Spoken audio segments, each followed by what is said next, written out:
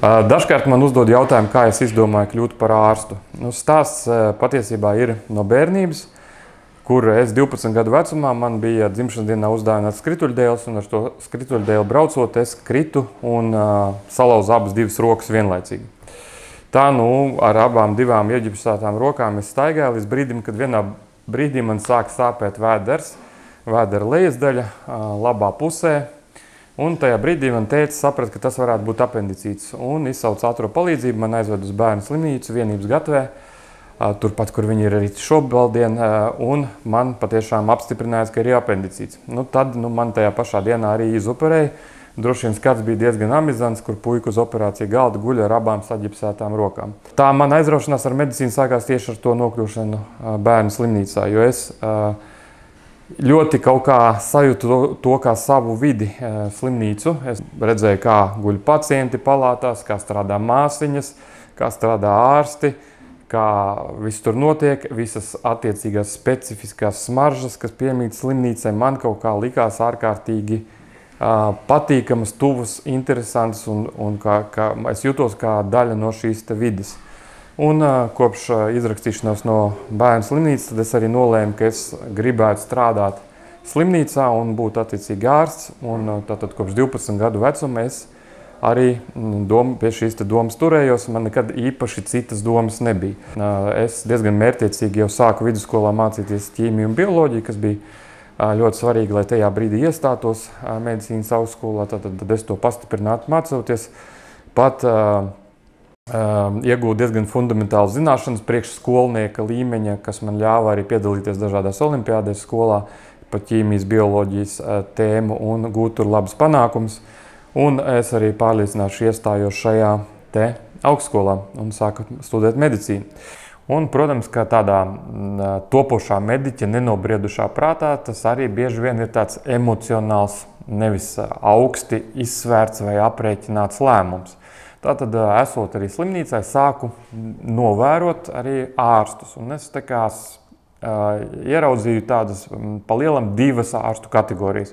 Vieni ir ķirurgi, un otra ir kategorija, ir tā saucamās terapeitiskās specialitātes. Un atkal jau atkārtošos, ka tādā nenobriedušā topošā mediķā acīm es biežāk ievēroju situācijas, ka ķirurgi nonāk tajās situācijās, kur ir atnācu, ieraudzīju, uzvarēju situāciju. Tātad ierodas pacients, pacientam ir kāda problēma, ķirurgs to atrisina, pacients dodas tālāk savu ceļu, ķirurgs dodas savu ceļu, un viņu ceļi kaut kādā brīdī dzīves ir sagājuši kopā un atkal šķirās.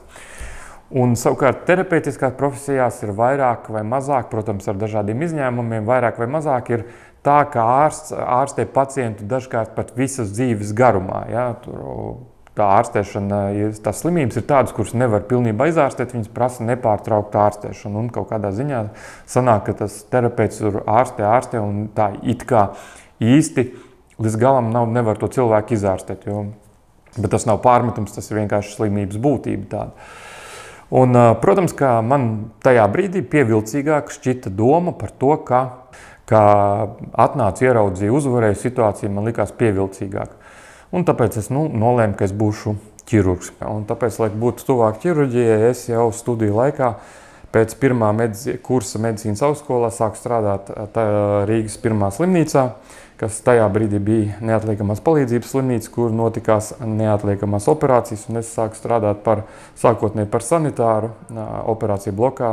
Un tad laikam ejam, es kļuvu par māsu palīgu. Tajā brīdī mūs sauc par feldšeriem, bet es pieņemu, ka tas ir tāds neoficiāls nosaukums. Bet oficiāli mēs bijām māsu palīgi. Tad strādāju par māsu palīgu un biju liecinieks pārsvarā neatliekamajiem ķirurģijai. Tātad tur tika vesti dienu un nakti cilvēki no autoavārijām, no negadījumiem. Un pamatā tur tika operēti vēdera dobumu ķirurģija un traumatoloģija. Šad un tad operācijas zālē arī parādījās neiroķirurgi, kas darīja kaut ko man tajā brīdī pilnībā nesaprotamu. Viņi operēja galvas, un tur tagad jau, protams, zinu, ka viņi atsūca asins izplūdums no galvas, kas iekšpuses. Bet tajā brīdī es tikai skatījos, ka viņi ir kaut kādi pavisam savādāki. Ja? Tie ķirurgi Vieni operē vēders, un citi ir tie galvas ķirurgi, kas tajā brīdī likās kaut kas prātam neaptverams, kā tu vispār vari kaut kādu galvu operēt, tas taču ir tik sarežģīti un tik nopietni un tā tālāk.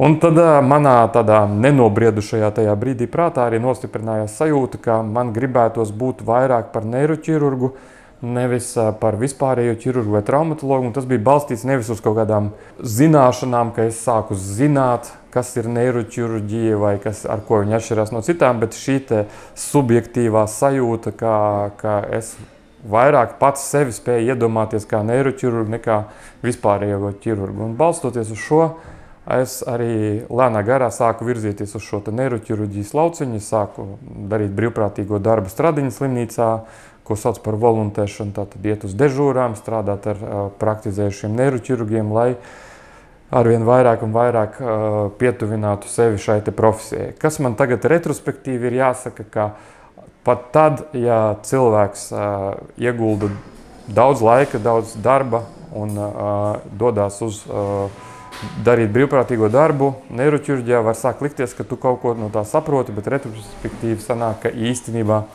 arī tad es īsti neko nesapratu, un tāda īsta sapratne par to, kas tad īsti ir neiroķirurģija, parādās tikai tad, kad tev ir savi pacienti. Slimnieki bieži vien ir ārkārtīgi smagi.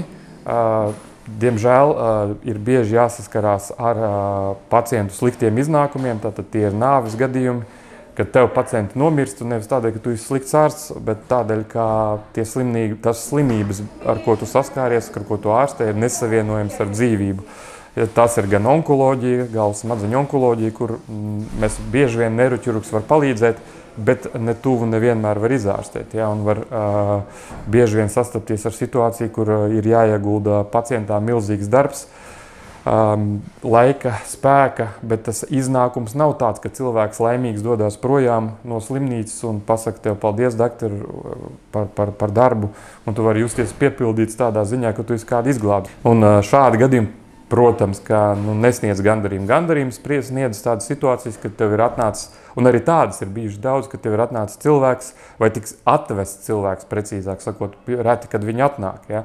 Tad pēc smagas traumas, vai tas būtu auto negadījums vai kas, un tad tu laicīgi paspēji veikt operāciju, un tad patiešām tu piedzīvo tu situāciju, kad tu esi bijis tajā brīdī darbā, kad šis cilvēks ir atvests, cilvēkam vajadzēja tev palīdzību, tu esi bijis tajā brīdī darbā, tu esi šo palīdzību sniedzis, un ar to, protams, ka nav nekas īpašs, tas vienkārši ir darbs, ka es esmu tajā brīdī, tajā vietā, slimnīcā, kur es veicu šo darbu, un es nonāku tajā situācijā, kad to palīdzību man ir iespēja sniegt šim cilvēkam. Ja. Līdz ar to, protams, ka neiroķirurģijai ir sava garoziņa. Visi tie cilvēki, ko es esmu saticis, arī daudz, un varbūt, ka tā arī ir, es neapstrīdu. Es saku tikai no savas pieredzes, es esmu dzirdējis daudz, kas viņi zina, ka es gribu būt par neiroķirurgu jau no bērnības, es par to sapņoju. Manā situācijā tas nebija. Es nezinu, kā tas ir iespējams, jo, manuprāt, var zināt, kas ir neiroķirurgs tikai tad, kad tu sāc par to strādāt, tad, kad tev pašam pacienti nonāk pie tevis, tad, kad viņi, diemžēl, smagas slimības rezultātā arī sāk mirt vai kļūt par invalīdiem, kad tev ir jāstrādā ļoti daudz stundas un jāiegūda liels darbs, un nevienmēr tas rezultāts ir tāds iepriecinošs.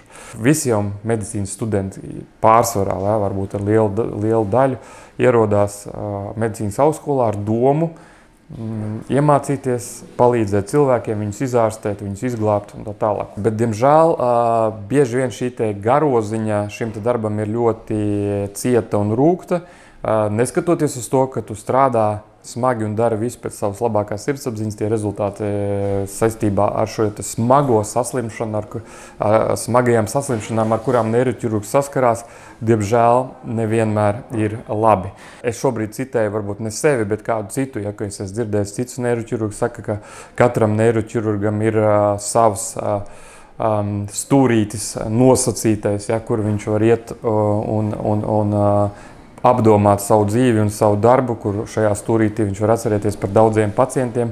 Kā ilustrācija manas aprakstītiem es varu pastāstīt no savas pieredzes, ka neiroķirurgi kā jau cilvēki, ir daudz un dažādi. Un es esmu sastaps neiroķirurgus, kas strādā un ir pilnībā piepildīti savā profesijā un ir laimīgi par savu profesiju, bet es esmu sastaps arī diezgan daudz neiroķirurgus, kuri saka, ka ja viņiem būtu iespēja, ja viņi zinātu visu to, ko viņi zina tagad, ja viņi zinātu iepriekš, viņi būtu izvēlējušies kaut kādu citu medicīnas specialitāti vai kaut kādu citu vispār profesiju ārpus medicīnas. Par sevi es to nevaru teikt. Es domāju, ka es esmu atradis iekš neiroķirurģijas savu vietu, kur es jūtos piepildīts un apmierināts ar to, ko es daru. Jo neiroķirurģija ir ārkārtīgi plaša. Ja? Tas ir daudz lietas, ko var darīt neiroķirurģijā un atrast katram to, kas viņam sirdī tuvāks.